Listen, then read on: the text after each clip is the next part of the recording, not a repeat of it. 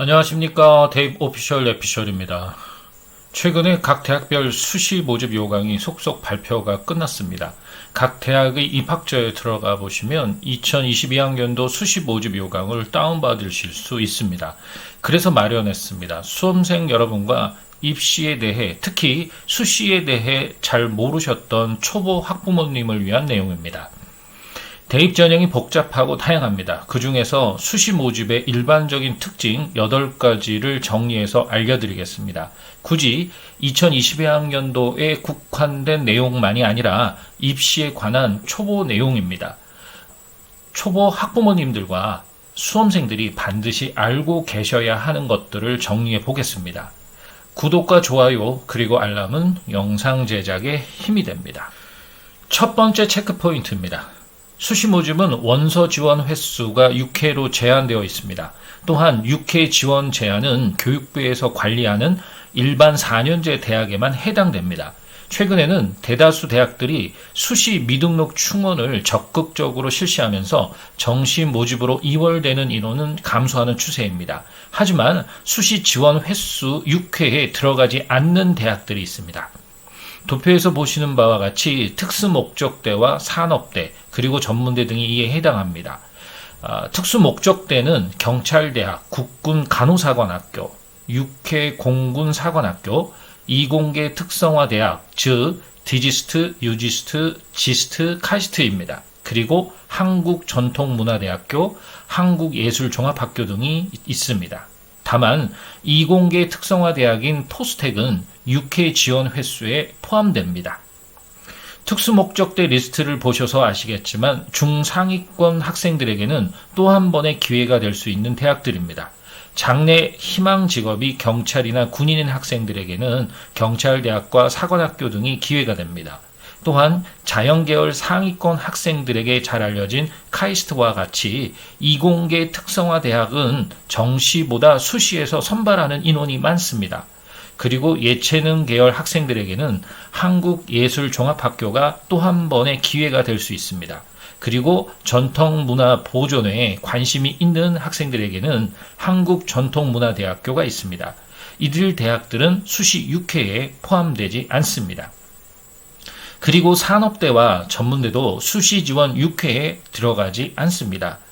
따라서 교육부 관리 4년제 대학에 원서를 내고 별도로 수시에 산업대와 전문대에 지원하는 것이 가능합니다.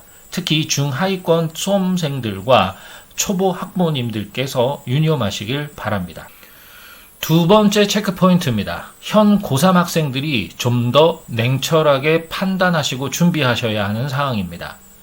대다수 재수생, 즉 졸업생들은 수능 위주인 정시 모집을 목표로 입시 준비를 하는 경우가 많습니다. 결과적으로 보면 정시 모집 상위권 대학의 경우 합격자의 절반 이상이 졸업생들입니다. 따라서 고3 재학생들이 정시 모집에서 상위권 대학에 합격하는 것이 어려운 게 사실입니다. 더군다나 2021학년도에 수시 모집 인원이 4,996명 감소하고 정시 모집 인원은 4,102명이 증가하였습니다. 따라서 고3 학생들은 자신의 강점이 학생부 교과 성적인지 아니면 수능 모의고사 성적인지 반드시 살펴보셔야 합니다. 그에 따라 우선순위를 정해야 합니다. 학생부 교과 성적이 좋고 학교 추천을 받을 가능성이 있다면 학생부 교과 전형을 우선적으로 준비하고 수능을 병행하여 준비하면 됩니다. 만약 모의고사 성적이 교과 성적보다 좋고 상대적으로 내세울 만한 학생부 비교과 활동이 없다면 정시, 즉 수능을 우선적으로 준비하고 기타 논술 전형 혹은 학종을 준비하셔야 합니다. 그렇다고 고3 학생이나 고3 학부모님들께서는 정시에서 재수생이 강하다고 두려워하지 마십시오. 문제는 우선순위를 정하고 학습 전략을 어떻게 짜느냐가 중요합니다.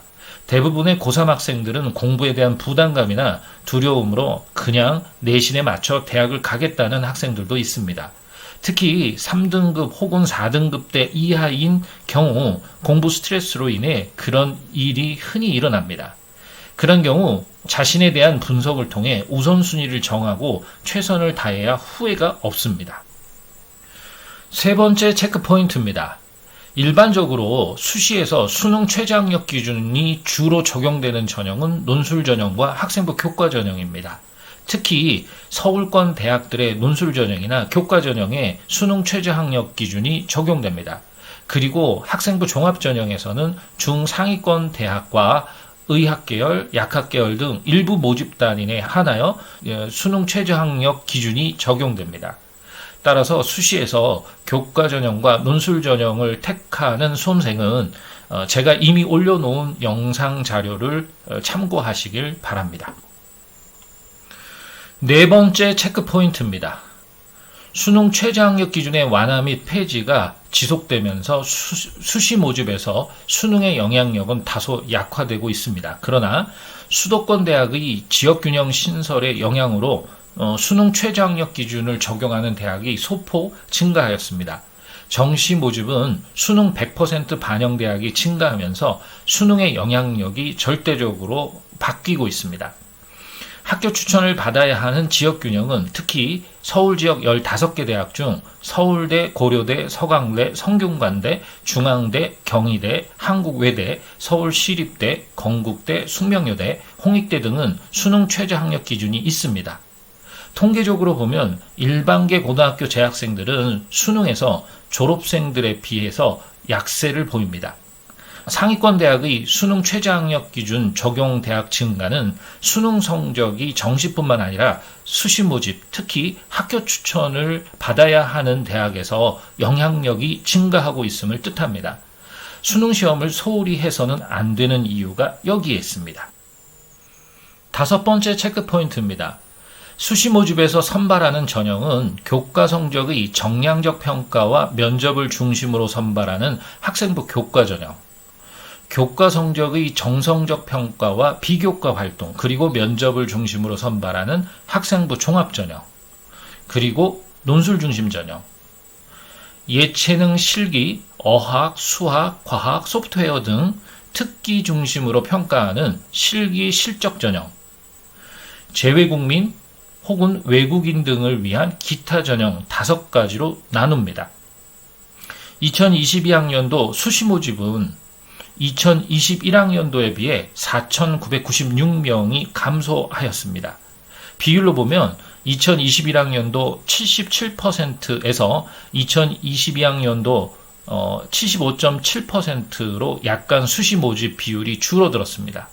그렇지만 수시 전체 모집 인원은 26만 2,378명으로 그 가운데 학생부 교과는 56.6%로 14만 8,506명이고 학생부 종합은 30.3%로 7만 9,503명, 실기 위주는 7.2%로 18,817명, 논술 위주는 4.2%로 11,069명, 기타는 1.7%로 4,483명 순으로 모집합니다.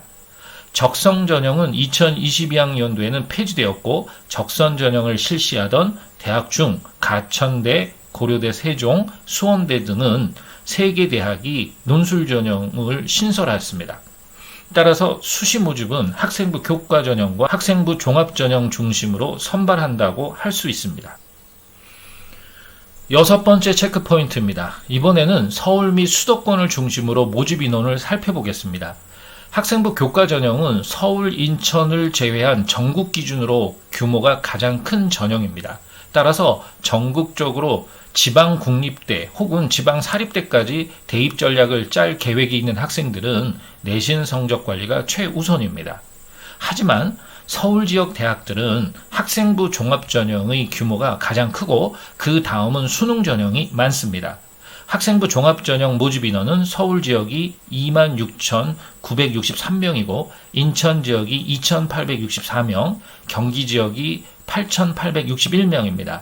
따라서 서울 및 수도권 지역에서 수시 지원을 희망하는 학생들은 교과 성적과 비교과 스펙을 동시에 보는 학생부 종합 전형이 상대적으로 많다는 점을 유념하시길 바랍니다. 2022학년도 및 2023학년도를 준비하는 고3, 고2 수험생들은 인서울권을 목표로 한다면 이 점을 참고하시길 바랍니다.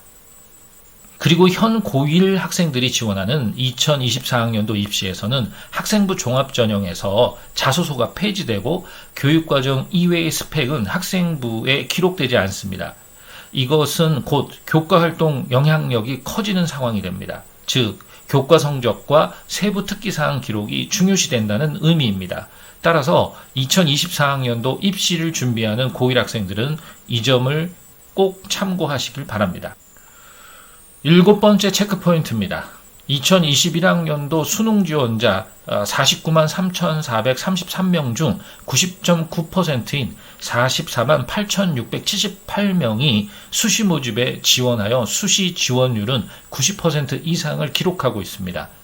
2021학년도 수능 지원자 중 4만 4,755명만 수시 모집에 지원하지 않았습니다. 수시는 최대 6회 지원이 가능하지만 반드시 6장을 꼭 쓸 필요는 없습니다. 최상위권, 상위권, 중위권, 하위권이냐에 따라서 그리고 지원 전략에 따라서 적게 쓸 수도 있습니다. 최상위권의 의대 지원 전략에 따른 수시 소신 지원이나 수능에 자신이 있는 최상위권의 경우 수시 상향 지원을 할 경우가 그렇습니다. 반드시 6장을 다 쓸 필요는 없습니다.